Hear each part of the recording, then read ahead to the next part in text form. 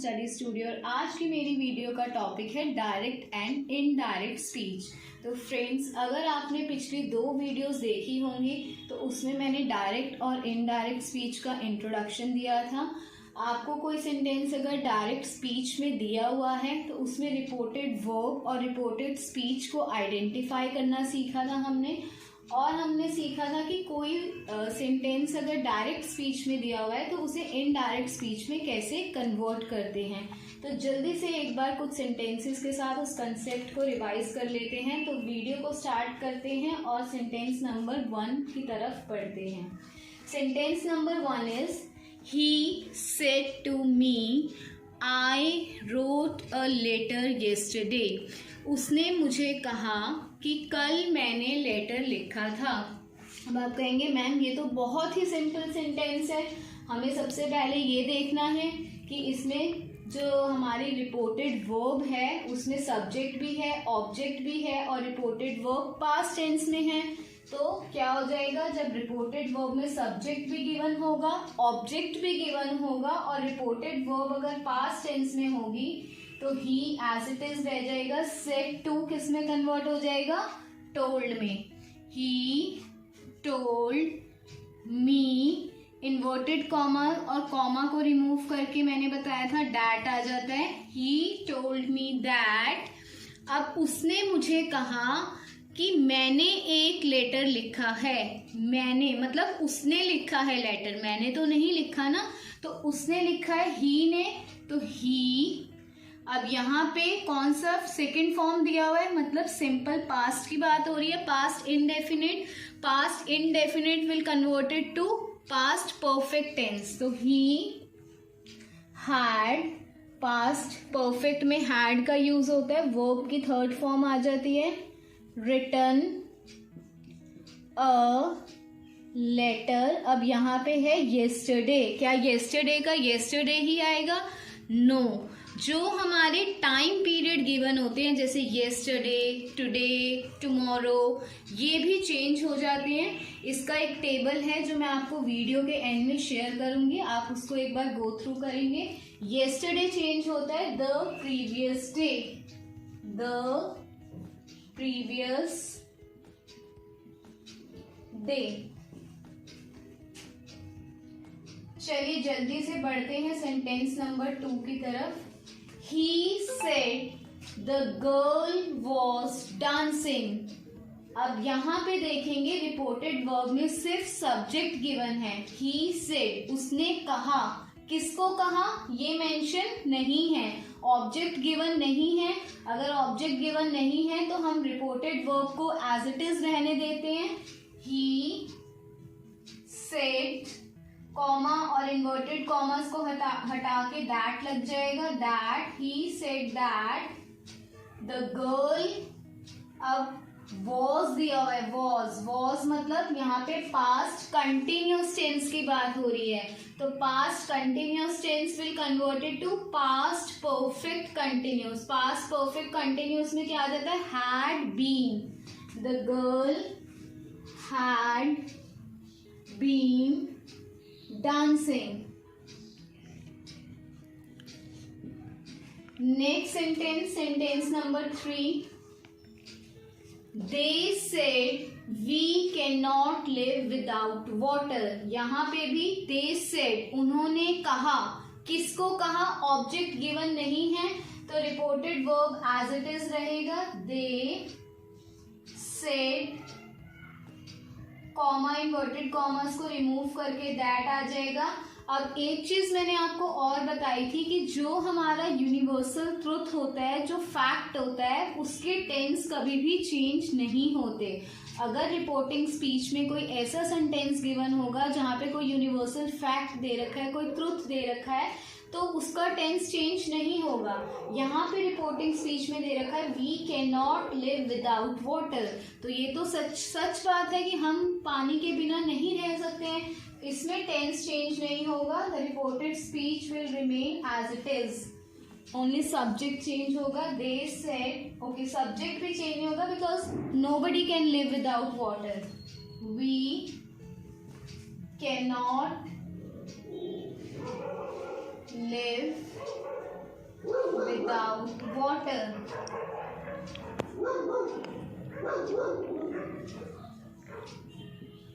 Sentence number 4 की तरफ पढ़ते हैं. Mahesh says I will go there tomorrow. यहाँ पे भी देखिए लिखा है महेश says.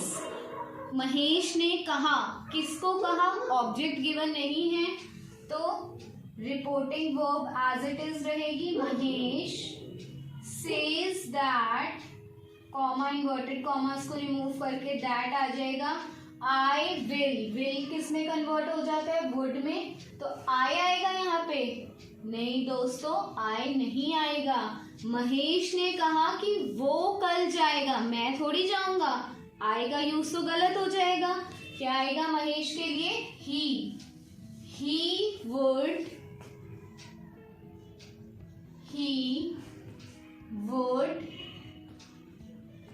go there. अब टुमारो टाइम पीरियड दे रखा है तो द नेक्स्ट डे. ये आप टेबल में से लर्न कर लेंगे. टुमारो चेंज हो जाएगा the next day. Next she said I must go. यहाँ पे भी ऑब्जेक्ट गिवन नहीं है. शी सेड, उसने कहा. किसको कहा? ये गिवन नहीं है तो reporting verb as it is रहेगी. शी सेड दैट, उसने कहा मुझे वहां जाना है. उसे जाना है भाई, हमें नहीं जाना, तो आई नहीं यूज होगा. शी मस्ट किस में कन्वर्ट हो जाता है? हैड टू में. Had to go. दोस्तों मुझे उम्मीद है कि ये वाली सेंटेंसेस को कन्वर्ट करना तो आपको आ गया होगा. अगर आपको फिर भी कोई डाउट है आप कमेंट बॉक्स में टाइप करके अपने डाउट्स पूछ सकते हैं. चलिए जल्दी से आगे बढ़ते हैं इंटेरोगेटिव टाइप ऑफ सेंटेंसेस की तरफ. चलिए दोस्तों वीडियो को आगे बढ़ाते हैं और अब हम बात करते हैं इंटेरोगेटिव सेंटेंसेस की. क्योंकि अब देखिए अगर आपसे कोई कुछ बात कर रहा है तो ज़रूरी तो नहीं है ना कि वो एक सिंपल सेंटेंस में ही बात करे, एफर्मेटिव सेंटेंस में ही बात करे. भाई आपसे कोई सवाल भी तो पूछ सकता है. कोई रिस्ट्रिक्शन तो नहीं है ना कि आप मेरे से क्वेश्चन नहीं पूछ सकते. आप कुछ भी सवाल किसी से पूछ सकते हैं, ये तो हमारा राइट है. तो अगर डायरेक्ट और इनडायरेक्ट स्पीच ऐसे आए, आपको डायरेक्ट स्पीच में ऐसे वो सेंटेंसेस आए जिसमें कोई क्वेश्चन पूछा जा रहा है, तब आप उसको कैसे कन्वर्ट करेंगे ये हम अब आज की वीडियो में सीखने जा रहे हैं. तो दोस्तों देखिए इंटेरोगेटिव जो सेंटेंसेस होते हैं, क्वेश्चन वाले सेंटेंसेस, ये भी दो तरह के होते हैं. 2 टाइप्स ऑफ इंटेरोगेटिव सेंटेंसेस की हम बात करेंगे.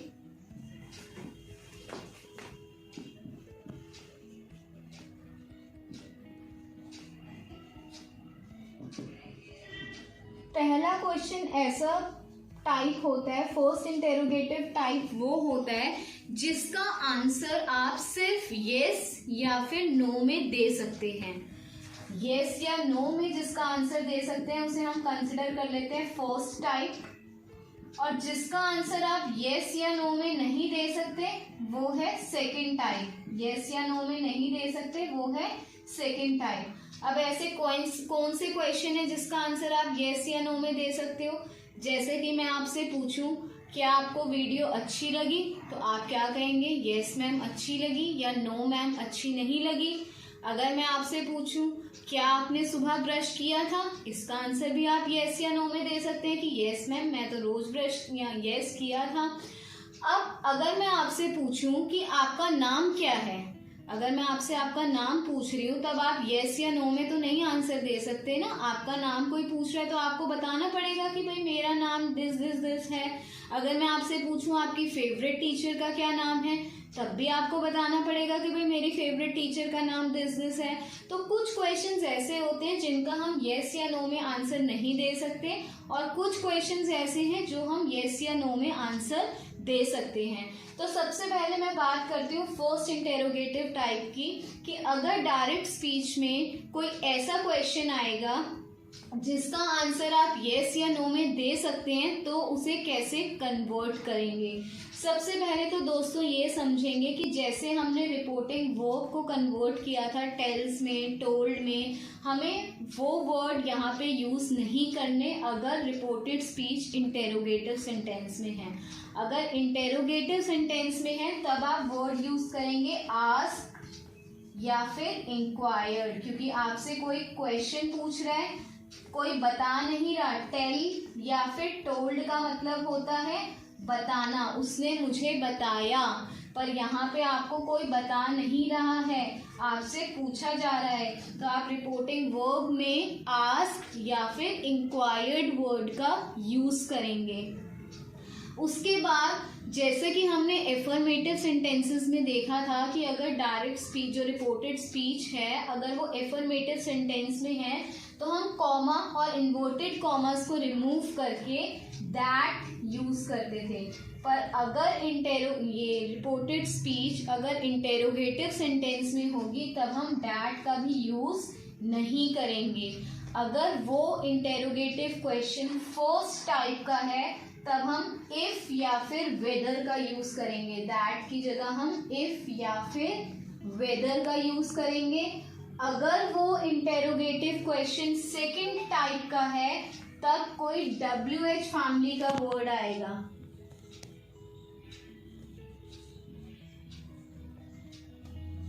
इतना समझ में आ गया दोस्तों? चलिए इसको एक एग्जाम्पल के साथ समझते हैं। First question is he said to me, उसने मुझे कहा, what did you drink yesterday. अब यहाँ पे तो क्वेश्चन पूछा जा रहा है तो सेड टू कन्वर्ट हो जाएगा किसमें, आस्क्ड में या फिर इंक्वायर्ड में।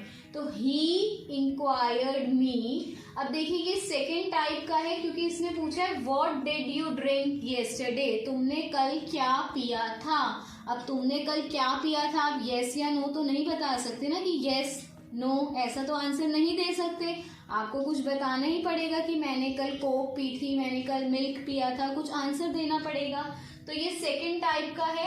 सेकेंड टाइप में इफ या वेदर का भी यूज नहीं होता है। हम WH फैमिली का कोई वर्ड लेंगे जो यहाँ पे वर्ड गिवन होगा, जैसे यहाँ व्हाट गिवन है तो हम व्हाट का ही यूज करेंगे कॉमा और इन्वर्टेड कॉमर्स को हटाने के लिए। फर्स्ट सेंटेंस का आंसर हो जाएगा ही आस्क्ड मी, या फिर इंक्वायर्ड भी लिख सकते हैं आप, ही इंक्वायर्ड मी व्हाट। अब डिड कौन से टेंस हो गया, पास्ट इनडेफिनिट, सिंपल पास्ट या फिर past indefinite. Past indefinite tense will change to past perfect tense. तो पास्ट परफेक्ट में आता है हैड, व्हाट हैड यू कौन है भाई, मेरे से ही क्वेश्चन पूछ रहा है वो, आई, what had I.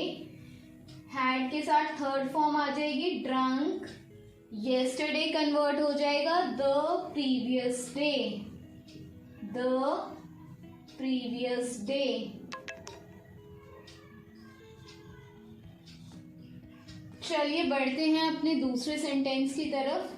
The captain said to the players, captain ने प्लेयर्स से कहा, did we lost the last match, कि क्या हम लास्ट मैच हार गए थे। अब यहाँ पे देखिए जब कैप्टन ने पूछा क्या हम लास्ट मैच हार गए थे, यहाँ पे जो आंसर है वो येस या फिर नो में दिया जा सकता है, क्योंकि आप बता सकते हैं कि येस हम हार गए थे या नो हम नहीं हारे थे। तो यहाँ आंसर येस या नो फॉर्म में दिया जा सकता है, मतलब ये फर्स्ट इंटेरोगेटिव टाइप का क्वेश्चन है। इसको कैसे करेंगे, he the captain said to the player, तो सेड टू की जगह क्या आ जाएगा, asked. The captain asked the players, asked the players। अब ये फर्स्ट इंटेरोगेटिव टाइप का है तो इफ या वेदर का यूज होगा। इफ वी की जगह क्या आ जाएगा, दे। अब यहाँ पे देखिए यहाँ पे भी डिड है, मतलब पास्ट इंडेफिनिट टेंस की बात हो रही है, पास्ट परफेक्ट में कन्वर्ट हो जाएगा। if they had lost the last match. समझ में आ गया दोस्तों? चलिए दोस्तों जल्दी से बढ़ते हैं अपने थर्ड सेंटेंस की तरफ। He said to me, Can you control the flow of your thoughts? उसने मेरे से पूछा कि क्या मैं अपने थॉट्स का फ्लो कंट्रोल कर सकता हूँ। तो इसका आंसर भी येस या नो में दिया जा सकता है कि येस या नो भाई मैं कर सकता हूँ या नहीं कर सकता। दैट मीन्स ये भी फर्स्ट इंटेरोगेटिव टाइप का क्वेश्चन है। तो ये आ जाएगा ही सेड टू कन्वर्ट हो जाएगा आस्क्ड में, ही आस्क्ड मी। अब यहाँ पे फर्स्ट इंटेरोगेटिव टाइप है तो कॉमा और इन्वर्टेड कॉमा रिमूव करके आ जाएगा इफ आई कैन कन्वर्ट हो जाएगा कुड। आगे तो आपको पता ही है एज इट इज आएगा control the flow of my thoughts. अब देखते हैं अपने सेंटेंस नंबर 4 को। He said to me do you like me. उसने मेरे से पूछा कि क्या तुम मुझे पसंद करते हो। तो ही आस्क्ड मी, यहाँ भी डू यू लाइक मी का आंसर येस या नो में दिया जा सकता है कि भाई येस मैं करता हूं या नहीं करता। तो ये भी फर्स्ट इंटेरोगेटिव टाइप का क्वेश्चन है। इसमें भी क्या आ जाएगा इफ आई, ये सिंपल प्रेजेंट है, simple present will converted to simple past. If I like him. इतना समझ में आ गया दोस्तों। अब सेंटेंस नंबर 5 आपका होमवर्क है। कमेंट बॉक्स में टाइप करके इसका आंसर बताइएगा। एंड होप आपको ये टॉपिक बहुत इजी लग रहा होगा। जो आपने अभी तक बुक्स में पढ़ा है SON सन वाला फॉर्मूला एंड ऑल दैट, कुछ भी आपको रटना नहीं है। सब कुछ बहुत समझ के इजी वे में आपको करना है। देखिए आप डायरेक्ट और इनडायरेक्ट को बहुत इजीली अपने एग्जाम में अटेम्प्ट कर पाएंगे। Thank you.